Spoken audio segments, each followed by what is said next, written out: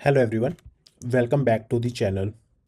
तो आज हम एक ऐसी चीज़ के बारे में बात करने जा रहे हैं जो मोस्ट ऑफ डेवलपर्स को कंफ्यूज कर देती है, एंड वो है सिस्टम डिज़ाइन।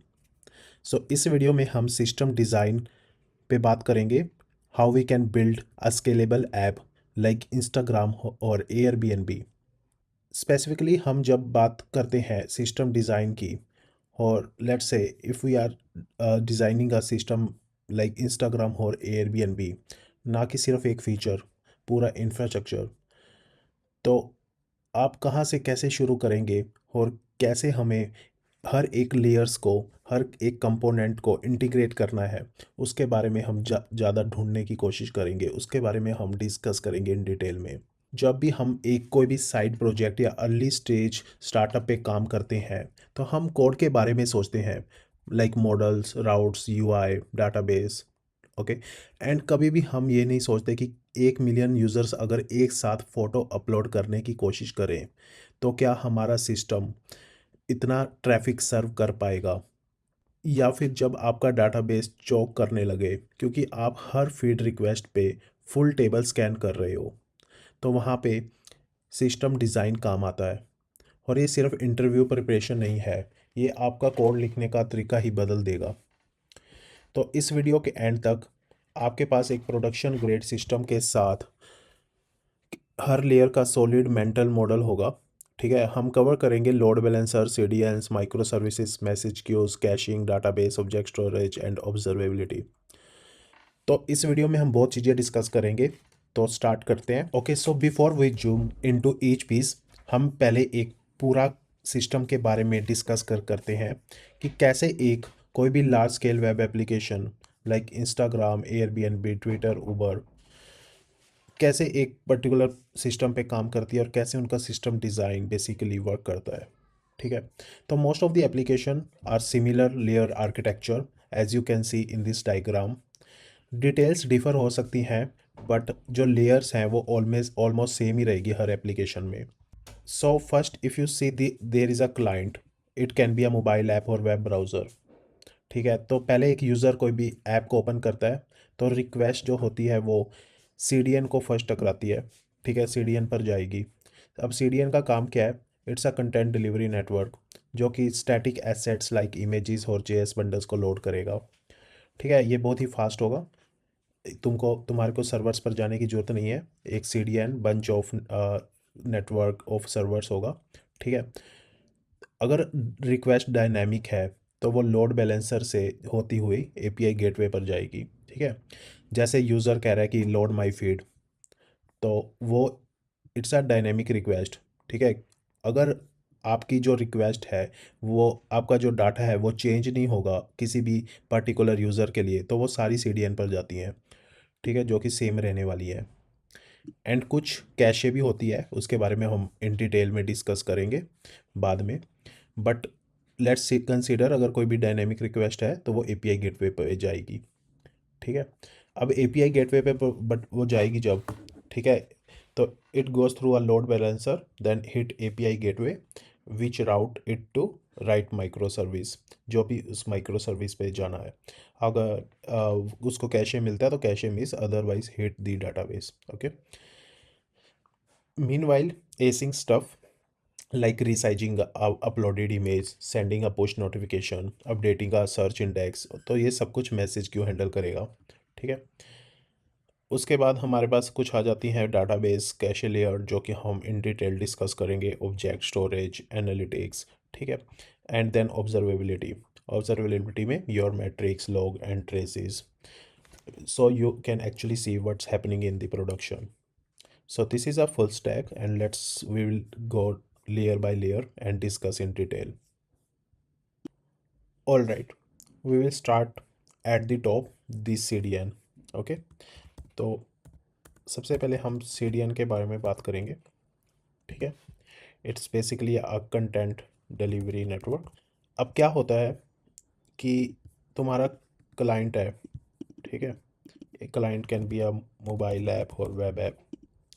अब इस क्लाइंट को बेसिकली कुछ डाटा चाहिए। ठीक है, वो जो डाटा है वो है फोटोज, इमेजेस, वीडियोस, ठीक है, एंड जेएस बंडल, ठीक है। अब ये जो डाटा सब है वो एक स्टैटिक है, ठीक है।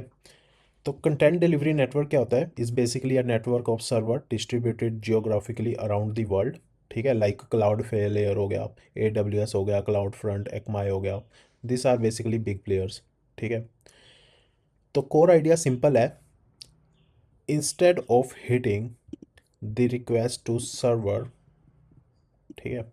अब यहाँ पे मैं एक सर्वर की लेयर बना देता हूँ जो कि हमारी API, let's say API layer, API gateway है, ठीक है।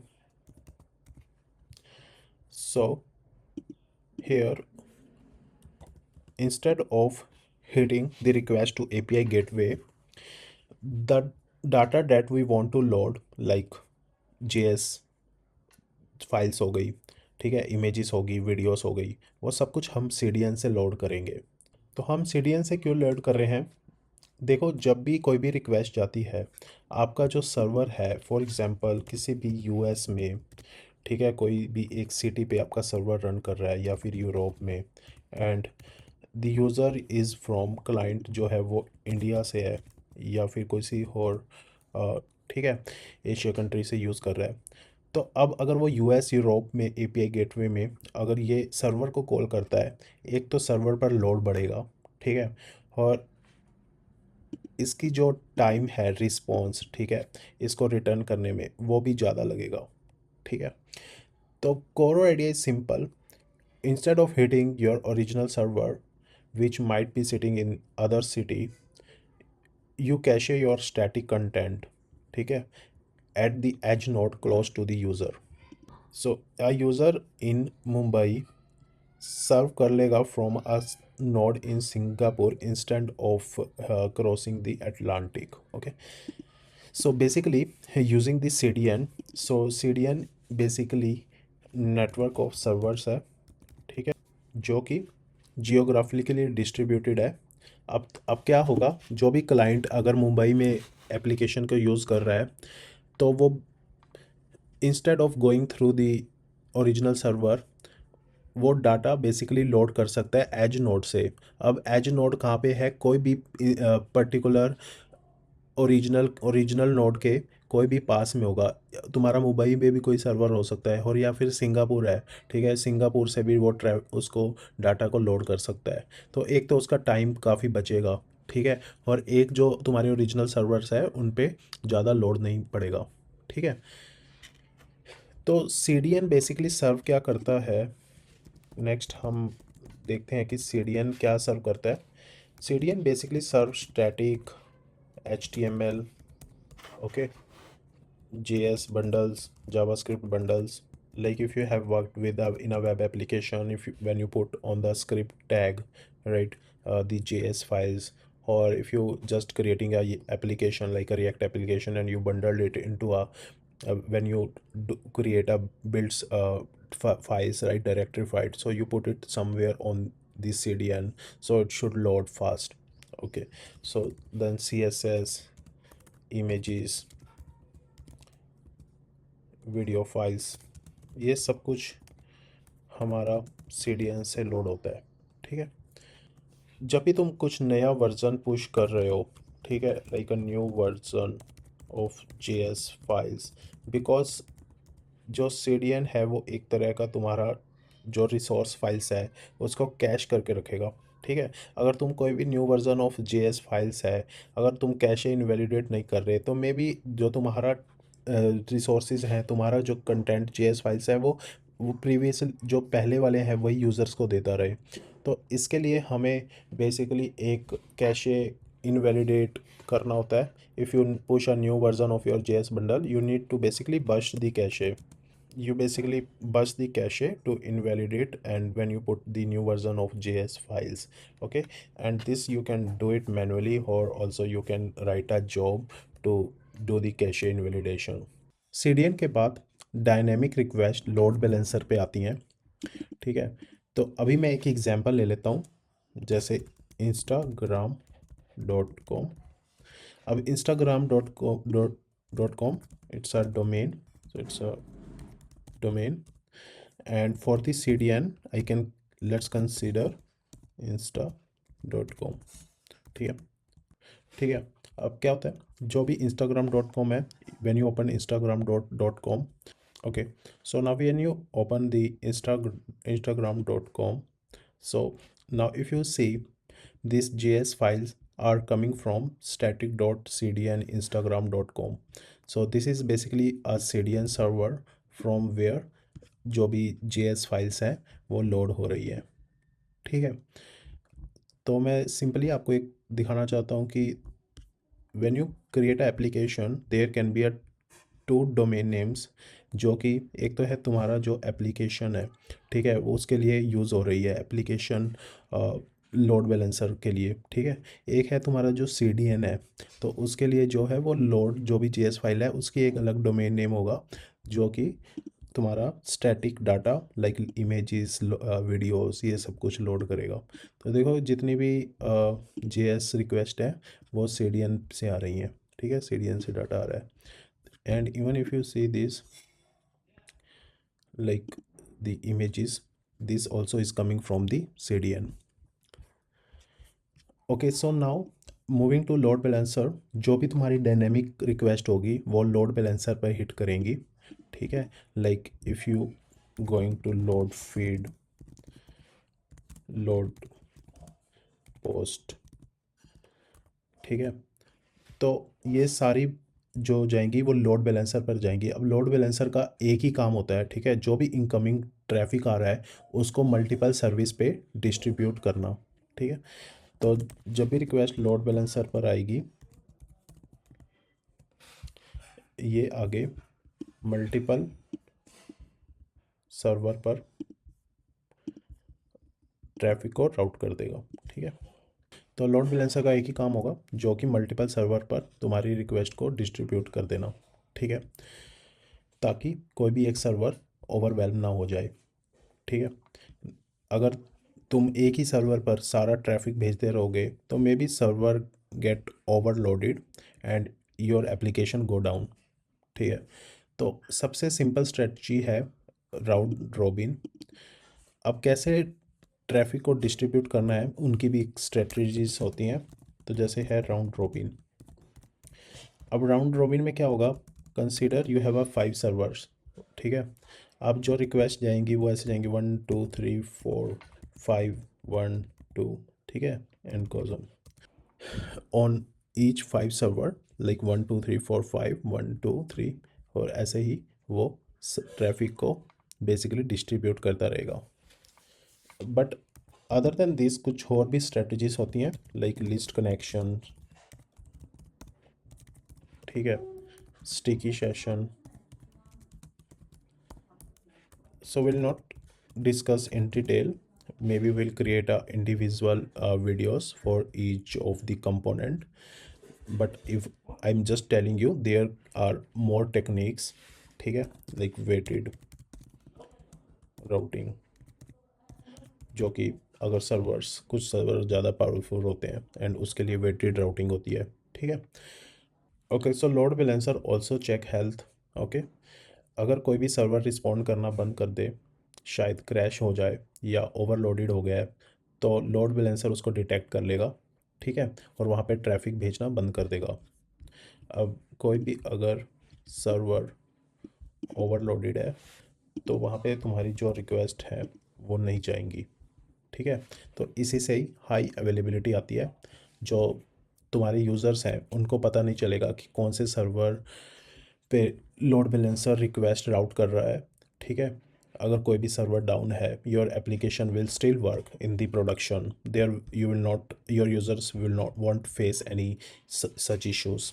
ओके, एंड एक और चीज़ होती है SSL, if you seen request like HTTPS। अब क्या होता है, अगर if you have worked on AWS, ठीक है, और any other you know clouds or any other cloud providers like Google और Azure, तो क्या होता है कि जो तुम्हारे इंस्टेंसेस हैं, ठीक है, और ऑल्सो वी कॉल पोर्ट्स, ठीक है, तो तुम्हें ज़रूरी नहीं है तुम्हें हर एक इंस्टेंस पर HTTP सर्टिफिकेट इंस्टॉल करने का। तुम्हारा लोड बैलेंसर होता है वही HTTP हैंडशेक। तो जो भी लोड बैलेंसर होगा डेट विल परफॉर्म, तुम्हारा जो लोड बैलेंसर होगा that will perform HTTP handshake, okay. और ट्रैफिक डिक्रिप्ट करता है और then decrypt. So your load balancer which will do also HTTP handshake, decrypt the traffic, and then it will send the plain HTTP to the internal servers. So using this जो भी downstream चीज़ें होती हैं वो simple और fast रहेंगी, ठीक है। You don't need to do these things again in your instances that you're running, okay, the servers basically. So the load balancer will take care that thing. Okay, after the load balancer जो request आती है वो API gateway के पास आती है। सो सबसे पहले client ने रिक्वेस्ट भेजी, जो सबसे पहले क्लाइंट से रिक्वेस्ट गई लोड बैलेंसर के पास, okay. And then now load balancer के बाद जो रिक्वेस्ट जाएगी वो API गेटवे पे जाती है। अब जो API गेटवे का यूज़ है वो एप्लीकेशन में एक बहुत इंपॉर्टेंट रोल होता है। You can consider this as जो सारी और बिजनेस लॉजिक का जो ये फ्रंट डोर है, ठीक है। It's a front door of your business logic layer. So सबसे पहले देखते हैं कि इसका क्या क्या काम होता है, ठीक है, जो जो ये वर्क करता है। सबसे पहले तो अगर तुम्हारा कुछ ऑथेंटिकेशन है या JWT चेक है, ये सब कुछ API गेटवे हैंडल कर सकता है, ठीक है।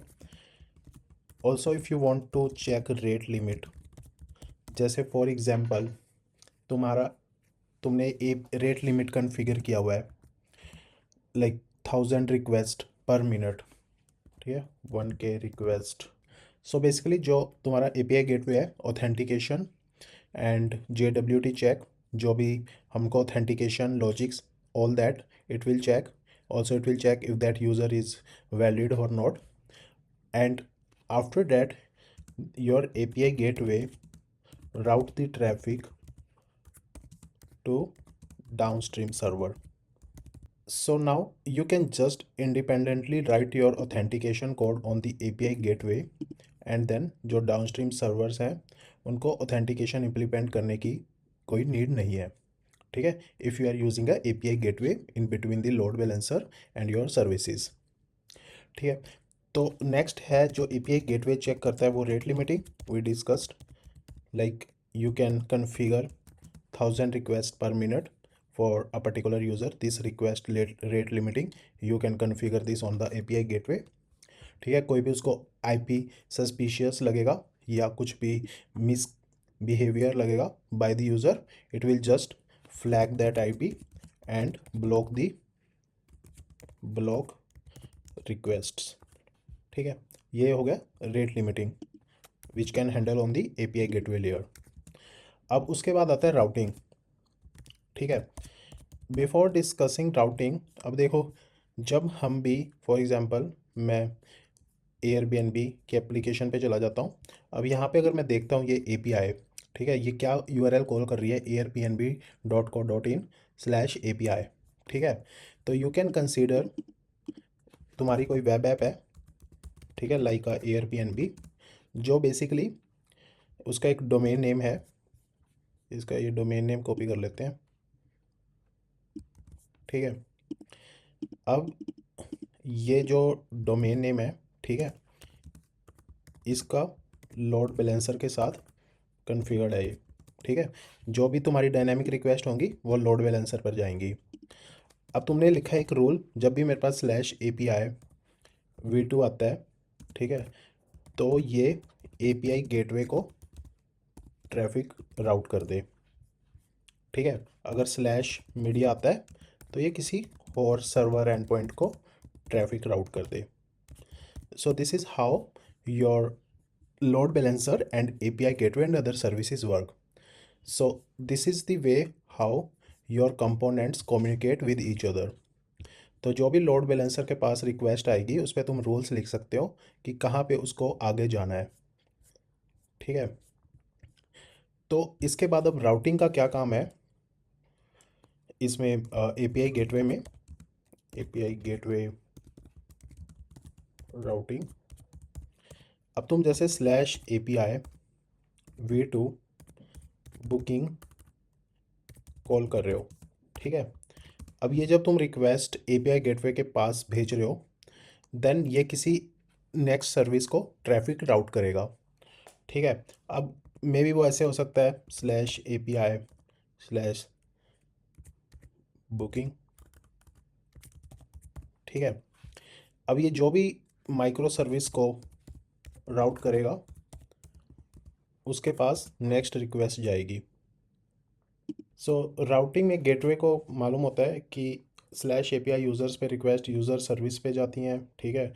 तो जो भी तुम्हारी रिक्वेस्ट आएंगी एपीआई स्लैश यूज़र्स, वो यूज़र सर्विस पर जाएंगी, ठीक है। जो भी तुम्हारी एपीआई स्लैश पोस्ट रिक्वेस्ट आती हैं वो पोस्ट सर्विस पर जाएंगी, ठीक है। ऐसे ऐसे राउटिंग होती है, ठीक है। अब जो भी तुम्हारी एक जो भी माइक्रो सर्विस तुम्हारी है, इंडिविजुअल माइक्रो सर्विसेज हैं, वो भी एक तरह का उसका लोड बैलेंसर यूआरएल हो सकता है, ठीक है। तो जो एपीआई गेटवे राउटिंग करेगा वो may be next load balancer पर ट्रैफिक को राउट कर सकता है, क्योंकि micro services also handle through a load balancer, क्योंकि तुम्हारे बहुत सारे सर्वर्स होंगे एक एक सर्विस के। तो this is how it will work. तो कुछ एपीआई गेटवे हैं जैसे AWS एपीआई गेटवे, जो जो तुम एक्सप्लोर कर सकते हो। और we can also have Nginx as a proxy, ठीक है। जो तुम बेसिकली एक Nginx as a proxy handle कर सकते हो, as a you can configure your own Nginx server and then you can route the traffic to services. So next we will talk about microservices.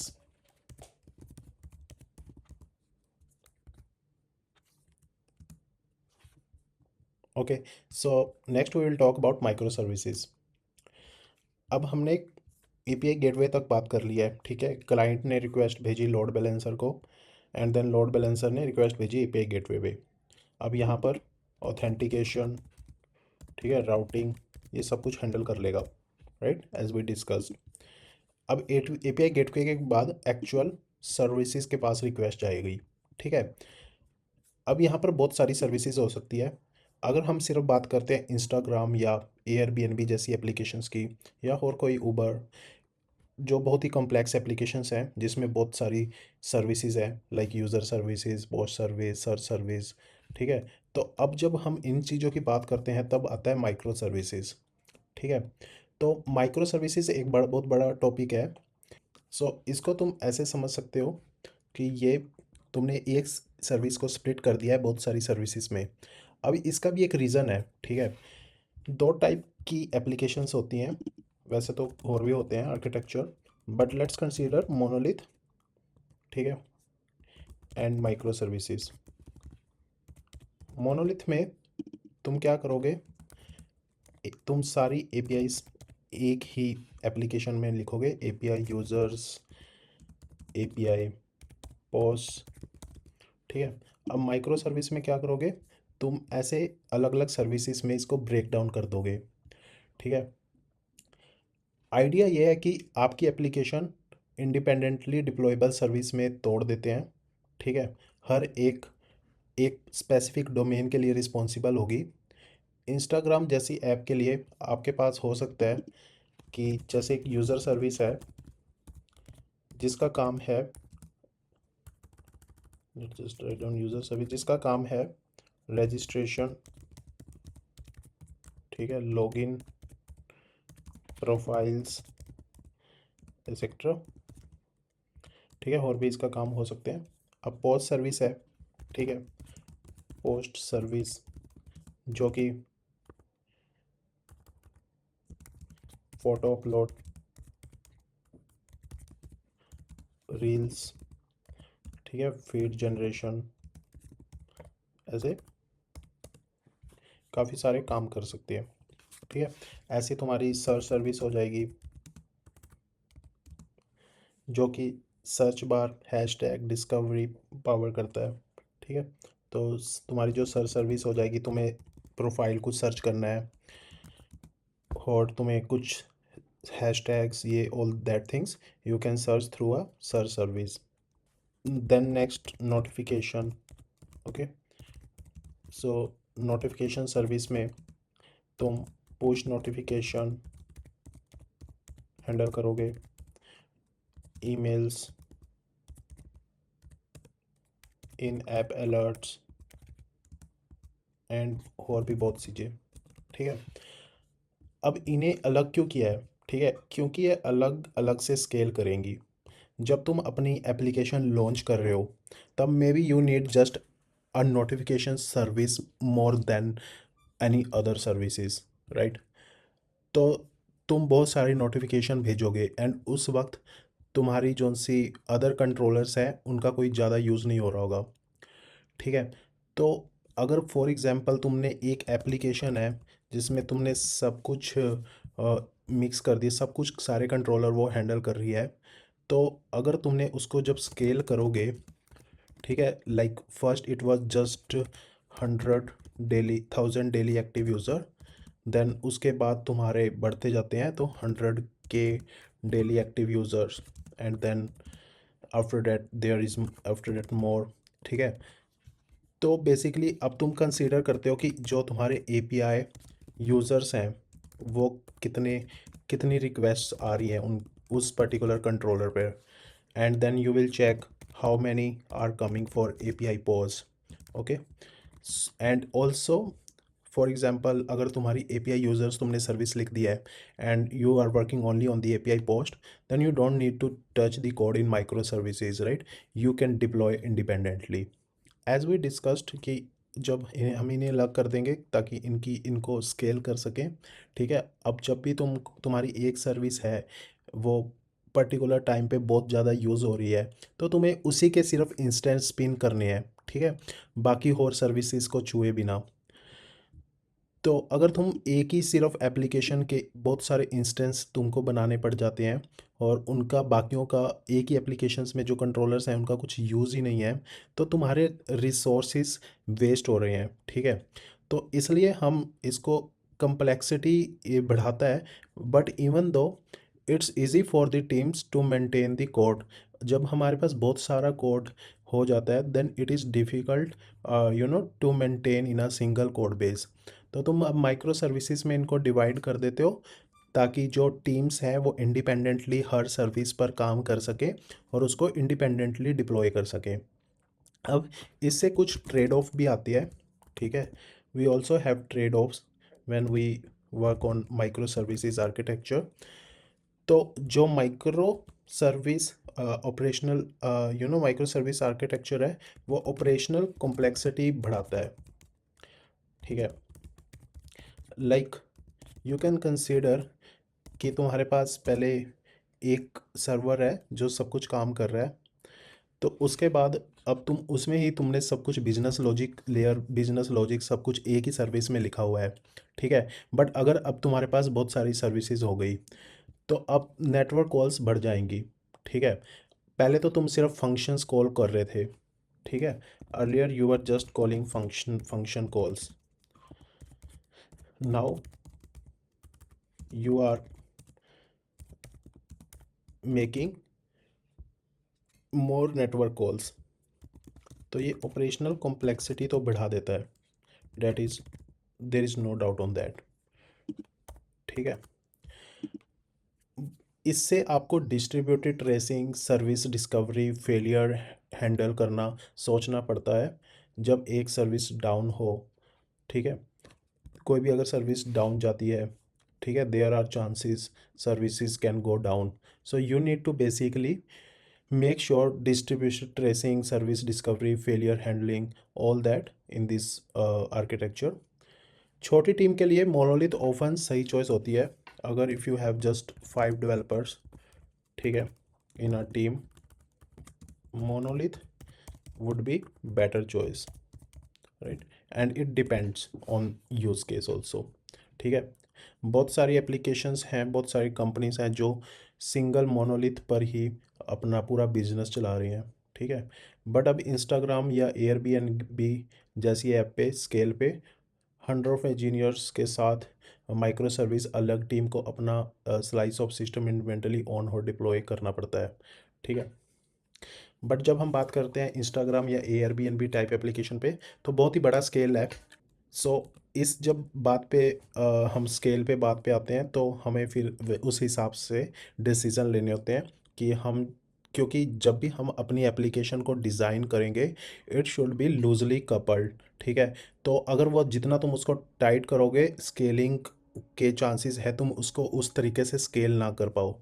But अगर तुम बहुत सारी चीज़ें, अगर तुम प्रॉपर अगर तुम्हारा सिस्टम डिज़ाइन अगर सही है, तो तुम एप्लीकेशन को ईजिली स्केल कर सकोगे और मिलियंस ऑफ यूज़र्स को हैंडल कर सकोगे। Okay, next topic is message queue. तो message queue is very important role play in large scale applications, okay. And often हम इसे मिस कर देते हैं, ठीक है।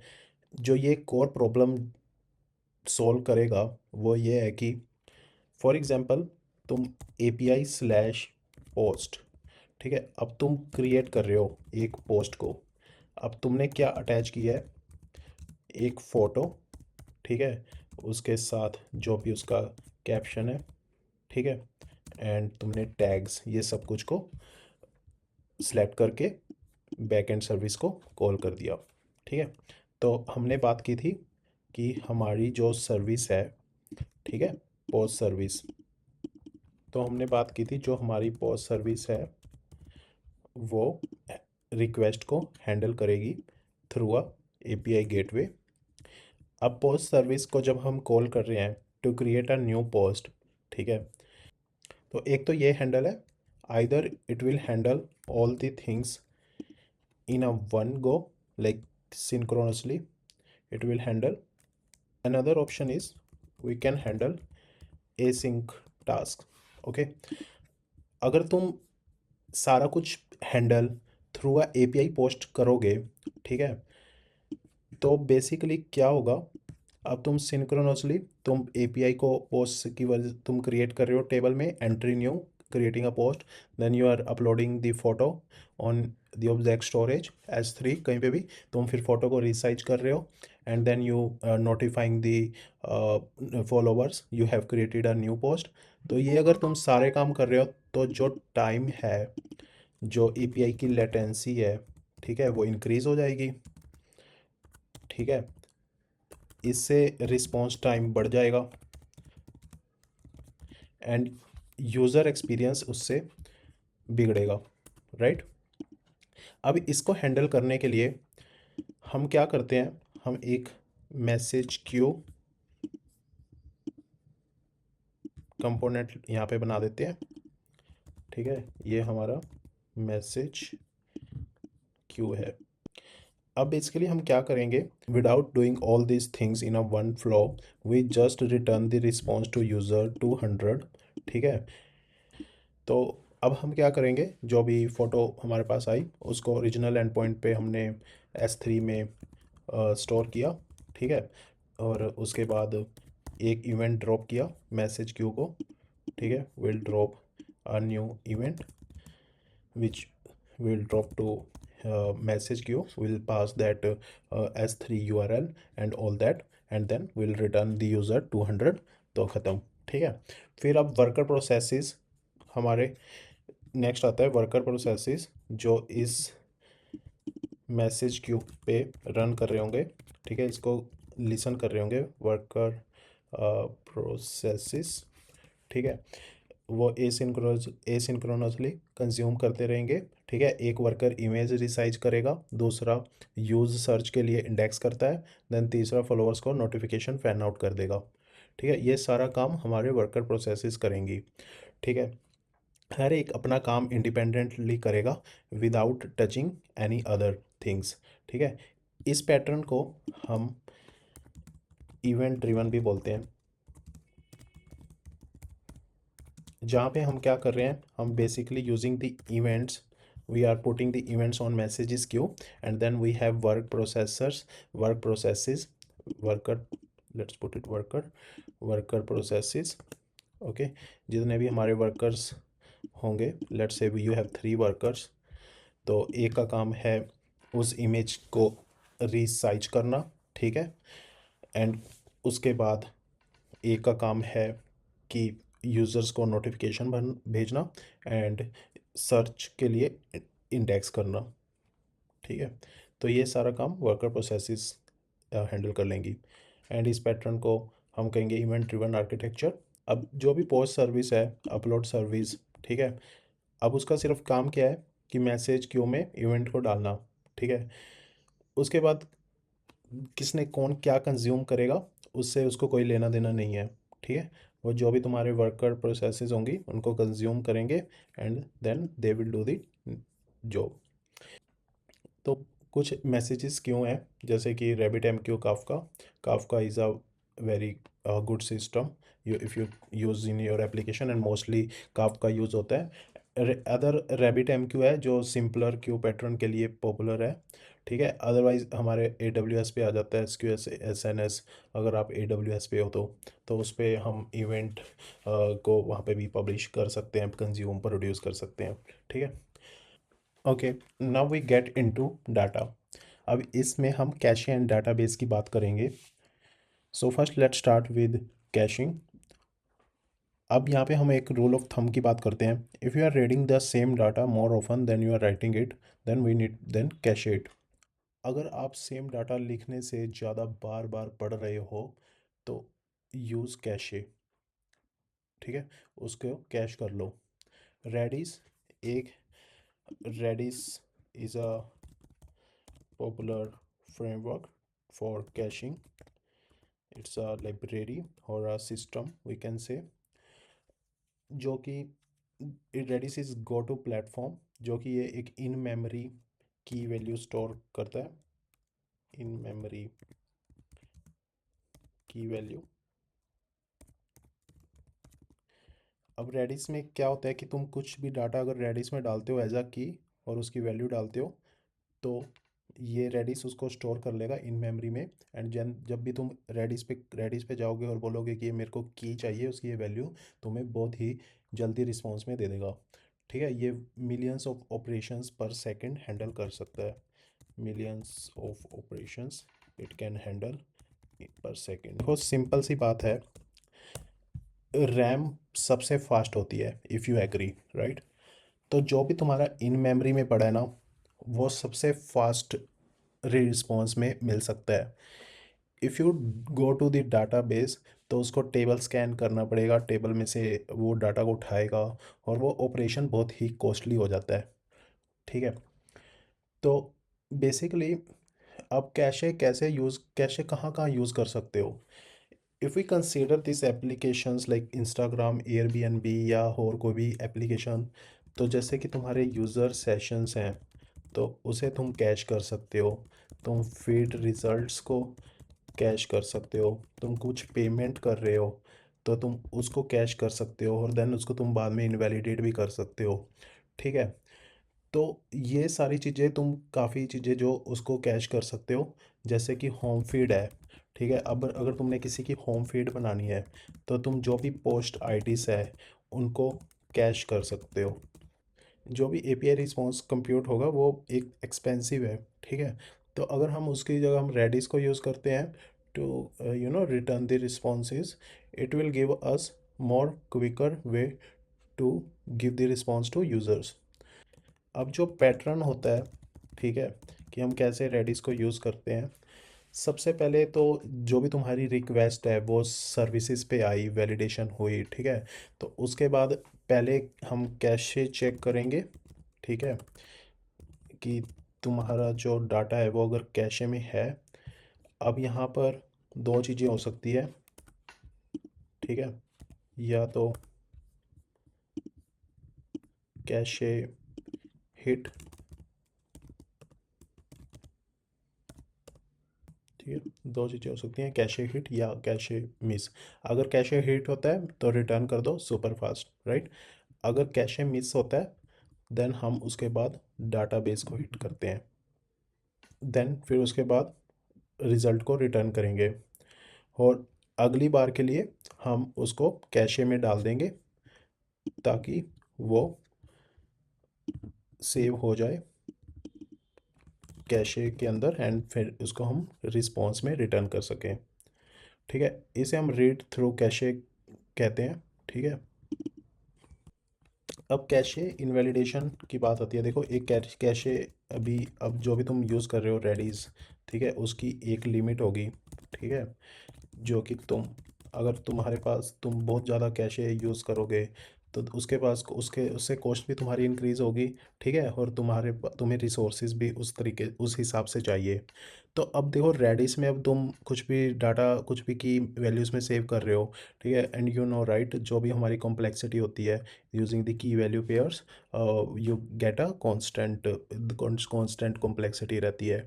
ठीक है, अब बेसिकली रेडिस की अब कुछ लिमिट है, तो कैशे इनवैलिडेशन की बात आती है। Cache validation is a difficult job.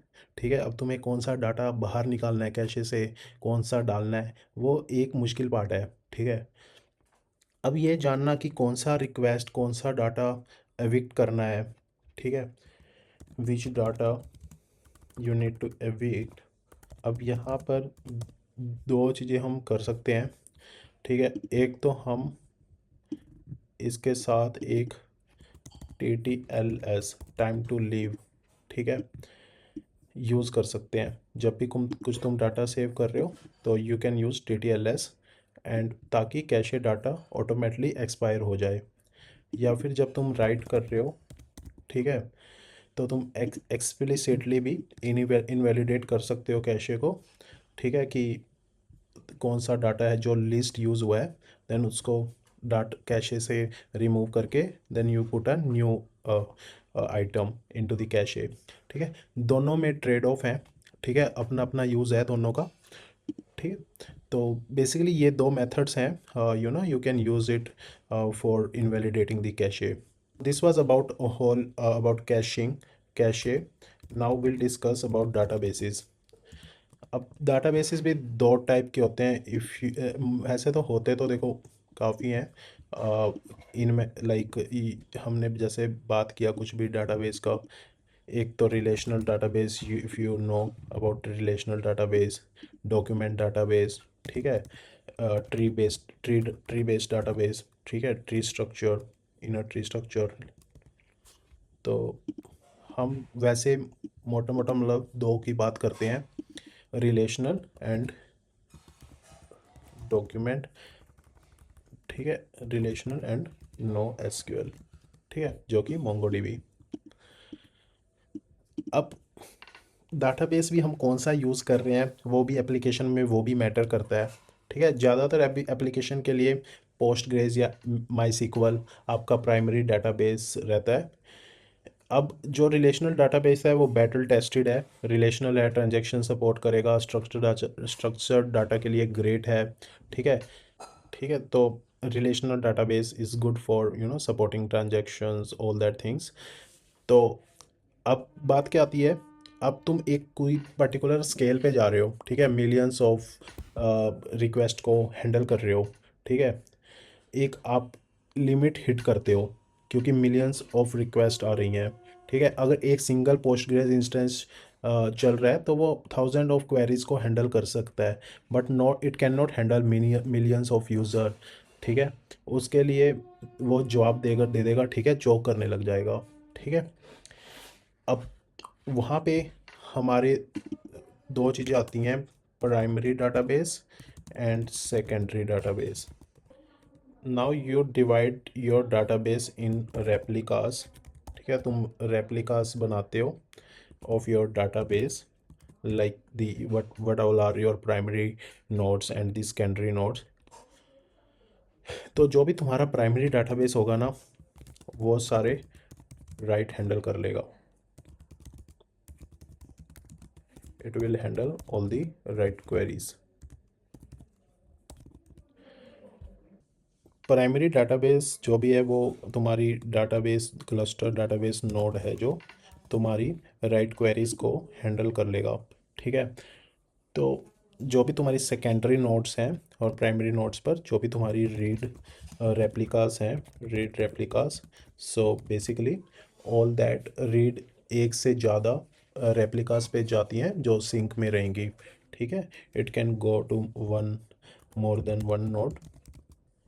Okay, next जो टॉपिक आता है ना डाटाबेस में वो आता है sharding.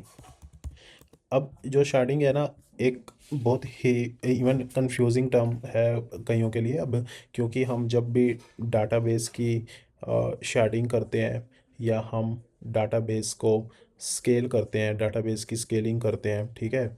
Scaling is a different term, you know, when you putting a database into multiple nodes, तो वहाँ पे तुम्हारा सारा एक ही तरह का डाटाबेस में एक तरह का डाटा रह रहा है। बट जब हम शार्डिंग करते हैं ना, तो हम उसमें एक डाटाबेस को स्प्लिट कर देते हैं into multiple database. We split the database, ठीक है। जैसे तुम्हारे अगर यूज़र्स हैं, जो उनकी यूज़र की आईडी है फ्रॉम 1 to 3 मिलियन, ठीक है। तुम एक डाटा पे हैंडल कर रहे हो शार्ड वन, देन जो 3 to 6 है, ठीक है, वो तुम शार्ट 2 पे हैंडल कर रहे हो, ठीक है। तो ऐसे ऐसे डाटाबेस डिस्ट्रीब्यूट होता है, ठीक है।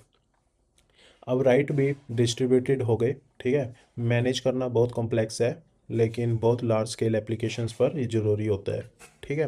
क्योंकि इतना सारा डाटा तुम एक डाटाबेस के अंदर नहीं रख सकते, उसके लिए तुम्हें मोर देन वन नोड्स, मोर देन वन डाटाबेस लगेंगे। और इवन हमने जो माइक्रो सर्विसेज की बात करी थी, उनके भी इंडिविजुअल अलग अलग डाटाबेस होते हैं। सो अगर हम पूरे सिस्टम की बात करते हैं तो पूरा सिस्टम बहुत ही कॉम्प्लेक्स होता है, ठीक है। But it is not like somebody individually working on a complete system. तो बहुत सारी टीम्स होती हैं जो इसको हैंडल कर लेती हैं, ठीक है। तो ये बात थी डाटाबेस की। इसमें कैशिंग का बहुत ही इम्पोर्टेंट रोल है, never miss that. Okay, and database में अगर तुम डाटाबेस को बार बार कॉल कर रहे हो, then it will also impact the performance of your application. देखो, अब नो सीक्वल बहुत सारे डाटाबेस है, डायनामो डीबी एंड कैसेंड कैसेंड्रा। तो बहुत सारे डाटाबेस के टाइप्स हो सकते हैं। अब कभी भी जब भी तुमको कोई भी चूज़ करना है डाटाबेस पे, don't ever go with hive, don't select dB,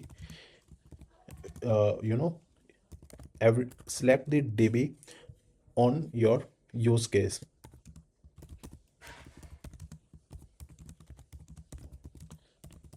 Most of the payment system use relational database because वहाँ पे हमें transactional support मिल जाता है, ठीक है। Even MongoDB also has some kind of in the new versions, transactional kind of things support. But फिर भी जितने तुम डाटाबेस को, अलग अलग टाइप के डाटाबेस को यूज़ करोगे, and you will get then the knowledge कि कहाँ पे कौन सा फिट होना चाहिए, ठीक है। अब जैसे अगर तुम्हारे पास डॉक्यूमेंट लाइक डाटाबेस है, तुम्हारे पास you have a filters, lot of filters, and then you need to apply that filters on a some data, तो तुम्हारे वहाँ पे मे बी नो एसक्यूएल ज़्यादा यूज़ आ सके, ठीक है। नो एसक्यूएल डाटा तुम्हारे पे वहाँ पे प्ले बढ़िया रोल कर देगा, ठीक है। सो this is what about all caching and database. Next हम ऑब्जेक्ट स्टोरेज एंड एनालिटिक्स की बात करेंगे। अब जो हमारी दो लास्ट लेयर बचती हैं, ऑब्जेक्ट स्टोरेज प्लस एनालिटिक्स, इसके बारे में बात करते हैं, ठीक है। जो ऑब्जेक्ट स्टोरेज होती है, तुमने सुना होगा S3, ठीक है, Google cloud storage, Azure blob, ठीक है, ये सब के बारे में। So in the object storage there are few services like S3, Azure blob, Google cloud storage. में भी अपने इसको यूज़ किया होगा, एंड नहीं भी किया तो हम इसमें समझेंगे, ठीक है। अब देखो, डाटा को जब तुम सेव करते हो ना, बाइनरी फाइल्स को, या तुम्हारे डाटाबेस बैकअप्स है, binary files, audios, images, videos, ठीक है। अब इन्हें डाटाबेस में तुम इन्हें अपने डाटाबेस में सेव नहीं कर सकते, ठीक है। अब उसका भी एक रीज़न है, एक तो तुम्हारा डाटाबेस बहुत ही कॉस्टली होगा, ठीक है।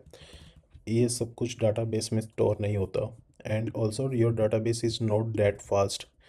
तो अब हम इसको सबको यूज़ कहाँ करते हैं, ऑब्जेक्ट स्टोरेज में। अब ऑब्जेक्ट स्टोरेज में यूज़ करने का क्या फ़ायदा है कि जो भी S3 ये सब कुछ सर्विसेज हैं ऑब्जेक्ट स्टोरेज, इट्स ये बहुत ही सस्ता है, एक तो it's very cost effective, and next is it's durable. तो ड्यूरेबिलिटी की बात आ जाती है, एंड जो भी तुम्हारा कंटेंट है वो ड्यूरेबल रहेगा, ठीक है। और ये CDN के साथ भी इंटीग्रेट हो जाता है। तो जैसे हमने बात की थी, जो फोटोज़ वीडियोस JS फाइल्स है वो सारा कुछ CDN से आ जाती है। तो वो बेसिकली ऑब्जेक्ट स्टोरेज में हम उसको डालते हैं, जो कि CDN के साथ इंटीग्रेट करके यूज़र्स को प्रोवाइड कर दिया जाता है, ठीक है, यूज़र्स को डिलीवर हो जाते हैं वो। तो हम ऑब्जेक्ट स्टोरेज में हर कुछ data, you can put Jason data like binary files, audio, images, your database backups, you can put all that into the object storage. ये बहुत ही तुम्हें सस्ता और कॉस्ट इफेक्टिव रहेगा, ठीक है। अब पैटर्न जो है एप्लीकेशन में, लाइक इंस्टाग्राम और एयरबीएनबी, अब जब तुम फोटो अपलोड करते हो, when you create a new post, ठीक है, तो बेसिकली जब भी हम सर्वर को कॉल करते हैं, ठीक है, so let's put it here a service. So this service basically return a pre signed URL, ठीक है। अब हम समझेंगे कि डाटा सेव होता कैसे है,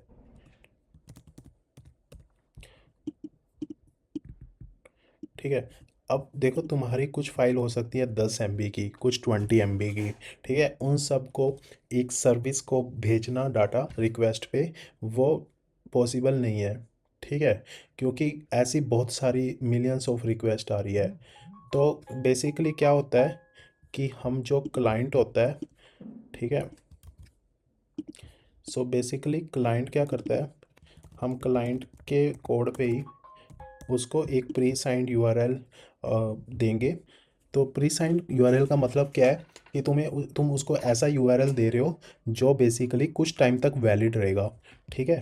अगर तुमने कभी देखा हो, तुम AWS का URL होता है तो उसमें signature and all that field होती हैं, ठीक है, URL के क्वेरी पैरम्स में। तो अगर उसमें कुछ भी तुम चेंज करते हो तो वो URLs नहीं चलता, ठीक है। वो बेसिकली एक प्री साइंड URL होता है। अब क्या होता है, जो ऑब्जेक्ट स्टोरेज है, ठीक है, वो जो डाटा होता है वो एक बकेट में सेव करता है। You can consider a bucket एक तुम्हारा फोल्डर है, ठीक है। तुमने एक फोल्डर बना रखा है लैपटॉप पे, जिसमें तुम अपनी सारी फ़ोटो सेव करते हो। ऐसी एक डायरेक्टरी होती है, एक बकेट होता है, जो उन ऑब्जेक्ट स्टोरेज सर्विसेज जो भी S3 है, एज्योर ब्लॉब, जहाँ पे भी तुम सेव कर रहे हो, तो वहाँ पे तुम उस बकेट में सारा डाटा डालते हो। अब बकेट में तुम नेस्टेड डायरेक्टरीज बना सकते हो। It's a root directory and you can create as many folder you want. तो अब क्लाइंट क्या करेगा, वो प्री साइंड URL से डायरेक्टली उस बकेट में सेव कर देगा, ठीक है। ये तो ये काम हम क्लाइंट एप्लीकेशन पे हैंडल कर लेते हैं, ठीक है। वो जो डाटा है वो डायरेक्टली बकेट में ऑब्जेक्ट स्टोरेज में सेव हो जाएगा, ठीक है। उसके बाद एक तुम यहाँ पर अपनी एक की बनाओगे, ठीक है। नाउ वो की क्या होगी, सो उस की से तुम अपना जो डाटा सेव किया है उसको तुम्हें रिट्रीव करना है, ठीक है। तुमने एक बार डाटा तो डाल दिया, अब डाटा को यूज़ भी तो करना है, ठीक है। तो वो जो भी URL है, ठीक है, तुमने प्री साइंड URL में की बनाई, ठीक है, जिससे तुमने प्री साइंड URL बनाया।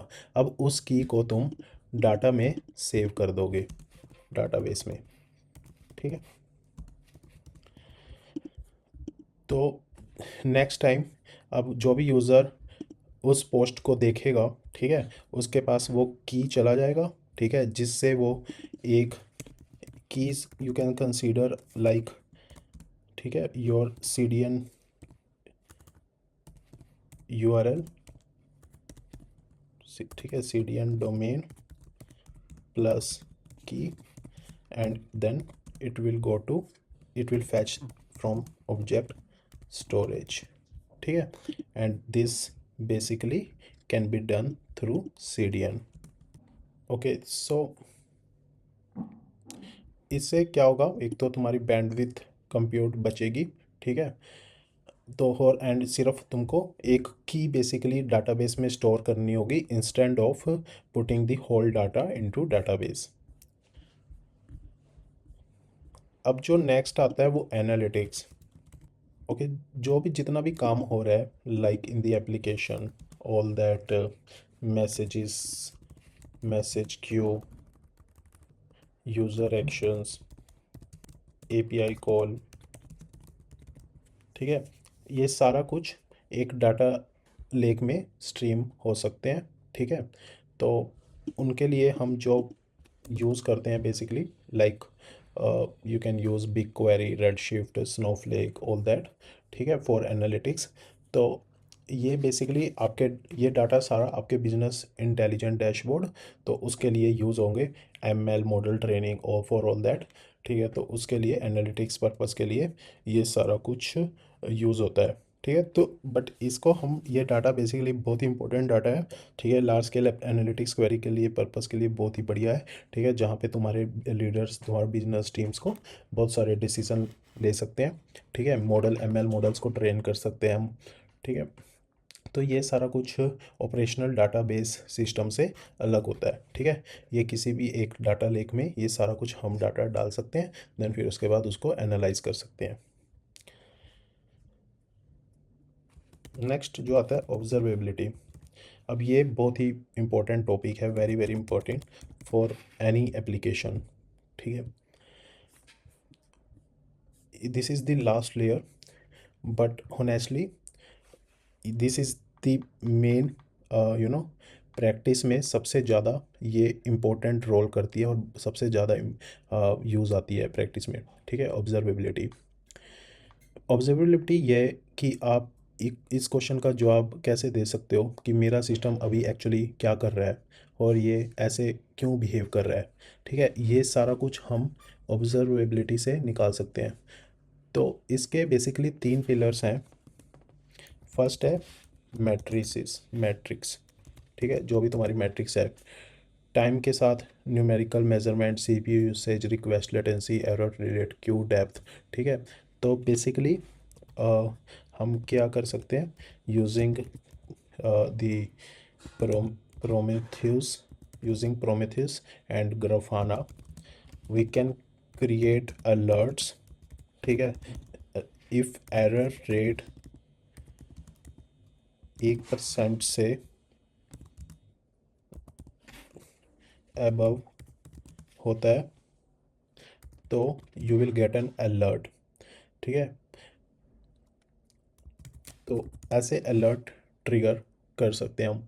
अब ये जो मैट्रिक्स है ये सब कुछ, ये बेसिकली हम जितने भी हमारे CPU यूसेज हो गए, ठीक है, एरर रेट हो गए, ठीक है, वो सारे टाइम के साथ मेजरमेंट होते रहते हैं एंड यूजिंग प्रोमेथेउस इनको कलेक्ट करता है एंड ग्राफाना इसको विजुलाइज करता है। तो it's a open source software which monitor and observability stack for monitoring and observability. तो ये कुछ ऐसा ऐसा काइंड ऑफ डैशबोर्ड तैयार कर देता है जिससे तुम्हें सब अपनी एप्लीकेशन की usage, CPU usage, resource usage, error rate, ये सब कुछ के बारे में पता चलता रहता है, ठीक है। अगर तुम्हारा कुछ भी सिस्टम कहीं पे भी डाउन जाता है तो it will give you an alerts, ठीक है, RAM usage, CPU uptime, RAM usage, memory usage, all that things you can monitor through this uh, through these tools। Okay, तो ये तो रहा हमारा हमने बात करी कि मैट्रिक्स की। अब नेक्स्ट आता है लॉग्स, ठीक है। अब लॉग्स भी बहुत ही इंपॉर्टेंट होते हैं, ठीक है। अब हर रिक्वेस्ट, हर एरर रेट को अगर तुमको कोई भी तुम्हारे पे रिक्वेस्ट आ रही हैं, ठीक है, सर्विसेज में रिक्वेस्ट, एरर्स, रिस्पॉन्स, ठीक है, तुम्हें देखना है कि कौन सी सर्विसेज क्या क्या रिस्पॉन्स दे रही है, क्या एरर्स आए हैं, क्या रिक्वेस्ट, कोई पेमेंट फेल्ड हो गई है या फिर तुम्हारे पास है कुछ बुकिंग सर्विसेज रिस्पॉन्स रिटर्न नहीं कर रही, ठीक है, या तुम्हारी जो फीड है वो सही से नहीं बन रही, तो इस सब कुछ को चेक करने के लिए तुम्हें लॉग्स चाहिए होंगे, ठीक है। तो लॉग्स के लिए तुम यूज़ कर सकते हो जैसे स्प्लंक हो गया, ठीक है। तुम you can use ELK stack, elastic search, जो भी तुम्हारा सारे लॉग्स हैं उसको बेसिकली इंडेक्स करता रहेगा और डालता रहेगा elastic in Elasticsearch, and using Kibana you can check all that logs, Datadog, ठीक है। तो लॉग्स बेसिकली तुम्हारे एप्लीकेशन को हैंडल, लॉग्स को रिकॉर्ड करना इज़ वेरी इंपॉर्टेंट। अगर इसको हम स्टार्टिंग से करते हैं तो it plays very important role and हमको करना भी चाहिए, ठीक है। तो लॉग्स हमारे बहुत काम आते हैं, ठीक है। नेक्स्ट होता है जो डिस्ट्रीब्यूटेड ट्रेसिंग। अब ये ज़्यादातर माइक्रो सर्विसेज में काम आता है, ठीक है। फॉर एग्जांपल तुम्हारी सर्विस 1 पर रिक्वेस्ट गई, अब वहाँ पे एक आईडी ट्रेस होगी, ठीक है। फिर उसके बाद वो सर्विस 2 पे जाएगी, देन सेम आईडी। तो ऐसे हम जो जो सर्विस पे जा रही है हम उसको ट्रेस करते रहेंगे, और उससे हमें पता चलेगा कि कौन सी सर्विस, अगर कोई सर्विस बेसिकली स्लो रिस्पॉन्स कर रही है तो हम एग्जैक्टली देख सकते हैं कि कौन सी सर्विस कॉल बोटलनेक है, ठीक है। We can check which service is giving slower response. तो इसके लिए जो हम यूज़ कर सकते हैं Zipkin, it's is this is also an open source, also you can use Datadog। तो ऑब्जर्वेबिलिटी हमें पहले दिन से बिल्ड करनी चाहिए। एग्जिस्टिंग सिस्टम को इंस्ट्रूमेंट करना पेनफुल होता है, ठीक है। अगर तुम एग्जिस्टिंग सिस्टम्स में स्टार्टिंग फिर से पूरा ऑब्जर्वेबिलिटी कंपोनेंट डाल रहे हो तो वो थोड़ा बहुत डिफ़िकल्ट हो जाएगा, इसलिए इसको ट्राई करो कि सब पहले ही इम्प्लीमेंट कर लो, ओके। ठीक है, ओके फ्रेंड्स, सो हमने बहुत कुछ इस वीडियो में डिस्कस किया। एक बार जस्ट क्विक रिकैप ले लेते हैं, ठीक है, जो जो हमने चीज़ें डिस्कस की है। तो client basically it can be a mobile app, web browser और एनी पार्ट API कंज्यूमर्स। तो जो भी तुम्हारी रिक्वेस्ट होंगी, ठीक है, जो भी तुम्हारी स्टैटिक रिक्वेस्ट होंगी वो सारी CDN पर जाएंगी, ठीक है। जितनी भी JS फाइल्स हैं, ठीक है, JS load, images, videos, all that it will go through CDN। तो नेक्स्ट जो फिर आता है उसके बाद लोड बैलेंसर, जो भी तुम्हारी डायनेमिक APIs है, ठीक है, डायनेमिक रिक्वेस्ट है, वो लोड बैलेंसर से होते हुए API गेटवे पे जाएंगी। अब लोड बैलेंसर का क्या काम होता है? लोड बैलेंसर का एक ही काम है, ठीक है, उसको बैलेंस करना, उसको डिस्ट्रीब्यूट कर देना, ठीक है। अब लोड बैलेंसर के पास बहुत सारी अलग अलग इंस्टेंसेस पे वो राउट कर सकता है, ठीक है, not only on a single service. तो यहाँ पे हम रूल्स को भी कॉन्फ़िगर कर सकते हैं, /API इस एंड पॉइंट पे जाना चाहिए, ठीक है, वो फिर आगे इस एंड पॉइंट पे जाना चाहिए। तो ये सब काम लोड बैलेंसर का काम होता है, और इसमें अलग अलग टेक्निक हो सकती हैं, राउंड रोबिन, वेटेड राउटिंग, ठीक है, जो अगर कुछ ज़्यादा पावरफुल सर्वर्स हैं, and then we have IP hashing also. So all that are the techniques to the load balancing. उसके बाद हमारी बात, हम आते हैं API गेटवे पे। अब API gateway is the most important role play करता है। It's also we can say the front door of your business logic layer, ठीक है। API गेटवे पे authentication, rate limiting, routing, SSL termination, this all can handle through in a on a API gateway.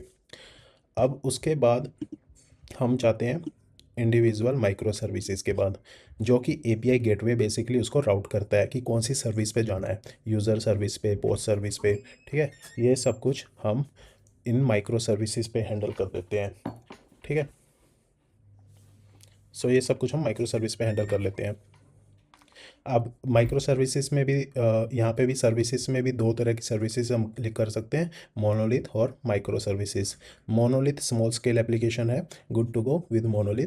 अगर बहुत large scale application है तो better to create micro services, ठीक है। अब हर एक सर्विस का एक अपना लोड बैलेंसर हो सकता है, ठीक है। Keep in mind each micro service has its own load balancers, ठीक है, एंड डोमेन, राइट। देन उसके बाद वो अलग अलग इंस्टेंस को राउट कर सकता है ट्रैफिक। तो उसके बाद आता है हमारा मैसेज क्यू। अब जब भी हमने न्यू पोस्ट क्रिएट करी, ठीक है, न्यू रील डाली या कुछ भी डाला, उसको डिफरेंट फॉर्मेट्स में बनाने के लिए, अब फ़ोटोज़ को रीसाइज करने के लिए, फिर उसके बाद यूज़र्स को नोटिफाई करने के लिए, जो भी एसिंक्रोनस जॉब्स होंगी वो सारा कुछ मैसेज क्यू हैंडल कर लेगा, ठीक है। fan out events basically notifying the user, retries, all this will handle by the message queue। और यहाँ पे जो पॉपुलर मैसेज क्यू है like Kafka, RabbitMQ, they can do the job for messaging queue, right। Okay, तो messages Q के बाद काम आता है कैशे लेयर एंड डाटाबेस का। तो अब जो कैशे लेयर एंड डाटाबेस है, यहाँ पर हम आगे कैशे लेयर एंड डाटाबेस। तो अब जब भी रिक्वेस्ट आएगी, ठीक है, नई न्यू फॉर एग्जांपल सर्च कर रहे हैं हम कुछ, या कुछ भी हम फैच कर रहे हैं डाटा सर्वर से, सबसे पहले वो कैशे में जाएगा। तो दो चीज़ें हो सकती है, या इधर कैशे हिट और कैशे मिस, ठीक है। अगर कैशे हिट आती है तो रिस्पॉन्स दे दो, ठीक है। अगर कैशे मिस होता है तो हमें डाटाबेस पे जाना पड़ेगा, फिर डाटाबेस में हमें सर्च करना पड़ेगा, ठीक है। अब कैशे, फिर कैशे में कैशे इनवैलिडेट का कंसेप्ट होता है, क्योंकि कैशे भी एक इन मेमोरी डाटाबेस है जिसमें कुछ लिमिट है कि हम इतने तक का ही सिर्फ डाटा कैश कर सकते हैं, ठीक है। अब उस कैशे को इनवैलिड करने के लिए कुछ टेक्निक्स हैं जो हम यूज़ कर सकते हैं, like TTLS, time to live, and another is when we writing some data then हम मैनुअली कैशे इनवैलिडेट कर सकते हैं, ठीक है। But cache validation is difficult जब बहुत सारा डाटाबेस डाटा होता है। तो okay, so this is about caching. अब आता है डाटाबेस पे। डाटाबेस में हम रेप्लिकास अलग अलग बना सकते हैं, like primary database, secondary database, nodes. तो more than one node can basically use for the database, ठीक है। बहुत एक क्लस्टर है, क्लस्टर में हमारे पास अलग अलग रेप्लिकास हैं डाटाबेस की। अब तुम प्राइमरी डाटाबेस बेसिकली राइट के लिए मोस्टली यूज़ होती है, ठीक है। अगर तुम रीड रेप्लिकास बनाई हुई है तो more than one read replicas can be use, and it will just do सिंक्रोन all in the sync, right, and it will divide all the calls to all the read replicas। तो database की में भी database में फिर आ जाता है sharding, ठीक है। अब शार्डिंग कब यूज़ करते हैं, जब तुम्हारे पास बहुत सारा डाटाबेस है, ठीक है, और उसमें उस डाटा को तुमने दो में डिवाइड कर दिया। For example user ID, user की आईडी जो भी 1 से लेकर 2 मिलियन तक है, 3 मिलियन तक, वो एक शार्ड को जा रहा है, दूसरी शार्ड को जा रहा है। अगर user 2 million to 3 million user ID हैं जो सी, तो वो दूसरे शार्ड को जा रहा है। तो ऐसे डाटाबेस डिस्ट्रीब्यूट है, ठीक है, क्योंकि बहुत सारे डाटा को हैंडल करना एक सिंगल डाटाबेस का काम नहीं है। वहाँ पे बहुत सारी नोड्स, बहुत सारा डाटाबेस क्लस्टर्स की ज़रूरत होगी वहाँ पे बेसिकली, ठीक है। तो ये सब आ जाते हैं डाटाबेस में। अब दो टाइप के डाटाबेस में मोस्टली मेनली हमने डिस्कस किए, जो कि NoSQL एंड रिलेशनल। अब रिलेशनल जब तुम्हें ट्रांजैक्शनल सपोर्ट करना है, ठीक है, और तुम्हें यूज़र्स को एक, जब तुमने टेबल बेस्ड डाटाबेस को यूज़ करना है, mostly like if you have to give support of transactional and other things, atom like ACID properties, तो वहाँ पे तुम रिलेशनल डाटाबेस पे जाओगे तो बढ़िया है, and because it will support all that things. अगर तुम्हारा डाटाबेस डॉक्यूमेंट स्ट्रक्चर्ड है तो वहाँ पे तुम NoSQL के लिए भी सोच सकते हो, ठीक है। तो this was about the database and caching. Next फिर हमने डिस्कस किया ऑब्जेक्ट स्टोरेज एंड एनालिटिक्स के बारे में।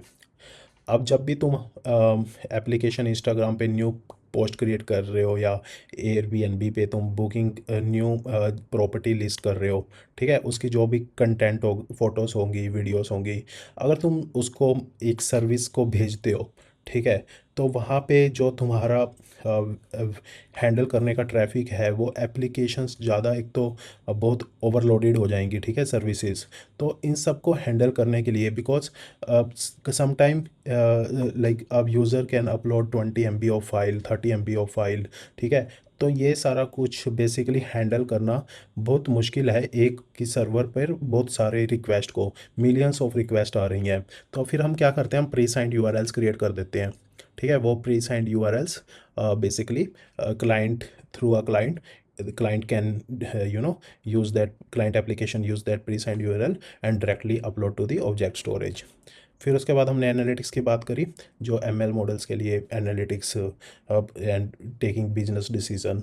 तो उसमें सारा जो भी डाटा है हम वो एक लेक में डाल दें, ठीक है। उसके बाद हम टूल्स की हेल्प से, क्वेरीज की हेल्प से वो डाटाबेस रिपोर्ट्स बना सकें, ठीक है। उसमें हम एनालिटिक्स पे एनालिटिक्स यूज़ कर सकते हैं।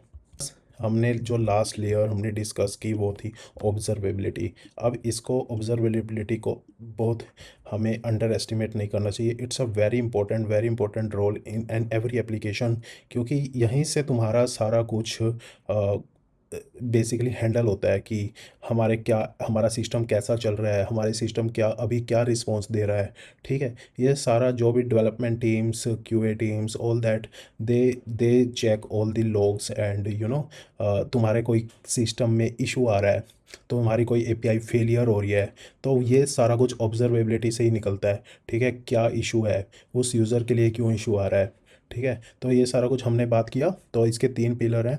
फर्स्ट है मैट्रिक्स, ठीक है। तुमने मैट्रिक्स को जो भी डाटा कलेक्ट करना है उसके लिए अपने टूल्स की बात करी, लाइक ग्राफाना, ठीक है। उसके बाद सेकंड आ जाता है logs. Logs are very important for the back end developers, ठीक है। अगर तुमने कभी बैक एंड में जैसे तुमने काम किया हो तो तुम्हें पता होगा कि लॉग्स का रोल बहुत ही इंपॉर्टेंट होता है, ठीक है। तो उसके बाद आता है डिस्ट्रीब्यूटेड ट्रेसिंग। डिस्ट्रीब्यूटेड ट्रेसिंग, जब तुम्हारा माइक्रो सर्विसेज आर्किटेक्चर तुम यूज़ कर रहे हो तो तुम्हें वहाँ पे तो डिस्ट्रीब्यूटेड ट्रेसिंग तो करना ही पड़ेगा, क्योंकि इसी से तुम्हें पता चलेगा कि एक माइक्रो सर्विस दूसरे सर्विस के साथ जब कम्युनिकेट कर रही है, और तुम्हें जानना है कि कौन सी माइक्रो सर्विसेज फेल हो जाती है, स्लो डाउन हो जाती है, तो तुम्हें डिस्ट्रीब्यूटेड ट्रेसिंग्स वहाँ पर हेल्प करेंगे। अगर ये हेल्पफुल लगा तो please like this video and subscribe to the channel. ऐसी कुछ और वीडियोस आती रहेंगी इस चैनल के लिए। एंड कुछ भी अगर तुम्हें कैसा लगा, कुछ भी तुम्हारे क्वेश्चंस हैं, क्या टॉपिक और कुछ टॉपिक अगर तुम कवर करना चाहते हो, please write down in the comments. And या नेक्स्ट वीडियो में मिलते हैं। Till then take care.